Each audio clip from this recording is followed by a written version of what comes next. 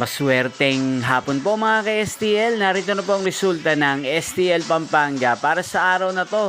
Second draw, March 29, 2025.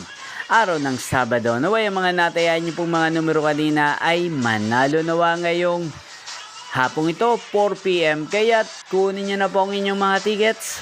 Narito na po ang resulta.